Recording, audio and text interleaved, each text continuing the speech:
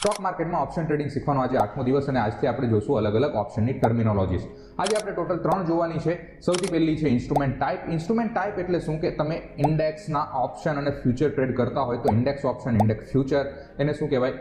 Instrument type. Stock option, stock future એને instrument type કહેવાય. બીજું છે અન્ડરલાઇંગ અસેટ. તો માની લો તમે નિફ્ટીના ઓપ્શનમાં ટ્રેડ કરો છો કે એના ફ્યુચરમાં ટ્રેડ કરો છો તો જે નિફ્ટી છે એને શું કહેવાય? Underlying asset. માની લો કે તમે કોઈ સ્ટોકમાં ટ્રેડ કરો છો, રિલાયન્સનો સ્ટોક આપણે ઉદાહરણ તરીકે લઈએ તો રિલાયન્સના જે ફ્યુચર અને ઓપ્શન જે છે એ શું છે? ડેરિવેટિવ છે, પણ એનું અન્ડરલાઇંગ શું છે? શેમાંથી ડિરાઈવ થયેલા છે? તો કે રિલાયન્સ. તો એ રિલાયન્સને શું કહેવાય? Underlying asset. અને એ અન્ડરલાઇંગ અસેટની જે વેલ્યુ હોય, એની જે પ્રાઇસ ચાલતી હોય એને શું કહેવાય? અન્ડરલાઇંગ પ્રાઇસ અથવા તો સ્પોટ પ્રાઇસ. યાદ રાખજો સ્પોટ પ્રાઇસ, કારણ કે આપણે વારા ઘડીએ સ્પોટ પ્રાઇસ શબ્દ યુઝ કરવાના છીએ. સ્પોટ વેલ્યુ, સ્પોટ, એ બધા શબ્દો આપણે રેગ્યુલરલી યુઝ થતા હોય છે. હવે મળીએ ત્યારે આગળના વિડીયોમાં. લાઈક કરવાનું ભૂલતા નહીં, સબસ્ક્રાઇબ કરી દો, ફોલો કરી દો. કંઈ કન્ફ્યુઝન હોય નીચે કમેન્ટ કરો, સોલ્વ કરશું, અને શેર કરવાનું ભૂલતા નહીં.